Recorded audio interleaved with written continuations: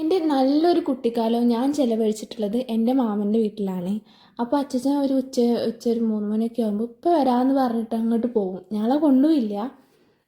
പോയിട്ട് വരുമ്പോൾ ഒരു പൊതിയിൽ ഫുൾ എന്താ പറയുക, ഉള്ളിവടയും അതുപോലെ തന്നെ പരിപ്പുവടയൊക്കെ ആയിട്ടാണ് വരിക. ഇന്ന് ഞങ്ങൾ പാലക്കാട് സുമ ടിഫിൻസിലാണ് പോയത് കേട്ടോ. നല്ല രസമാണ് അവിടെ ബെഞ്ചും അതുപോലെ തന്നെ ചില്ലിട്ട ആ ഒരു അലമാരൊക്കെ കാണാൻ ഭയങ്കര അടിപൊളിയായിരുന്നു. രണ്ടാമത് പോയത് ചെല്ലൻചേട്ടൻ്റെ ചായക്കട. ഇത് ഇൻസ്റ്റഗ്രാം റീൽസിലും യൂട്യൂബിലും എല്ലായിടത്തും വൈറലായിട്ടുള്ള ഒരു ചായക്കടയാണ്. എന്താണെന്ന് വെച്ചിട്ടുണ്ടെങ്കിൽ ഇതിൻ്റെ ആ പണിതിട്ടുള്ള രീതി, പണ്ടത്തെ ആ പനയുടെ ഓല വെച്ചിട്ടാണ് ഇത് പണിതിട്ടുള്ളത്. ഭയങ്കര അടിപൊളിയാണ്, നല്ലൊരു ആംബിയൻസ് ആണ്.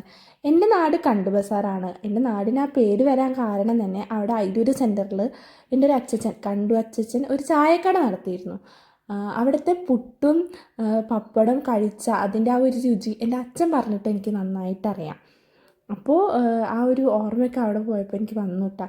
പിന്നെ നമ്മൾ പോയത് ബ്രാഹ്മിൻസ് നോൺ വെജ് അല്ല, വെജിറ്റേറിയൻ ഹോട്ടലിലാണ്. അവിടുത്തെ ഭട്ടൂര, ആ വരുന്ന വഴിയിൽ തന്നെ അവർ നല്ല ചൂട് ഭട്ടൂര ഉണ്ടാക്കി വെക്കുന്നുണ്ടായിരുന്നു. അപ്പോൾ ഞാനും ഭട്ടൂര വാങ്ങി. ഇതിങ്ങനെ പൊട്ടിക്കുമ്പോൾ ഇങ്ങനെ ആവി ഇങ്ങനെ പറക്കും.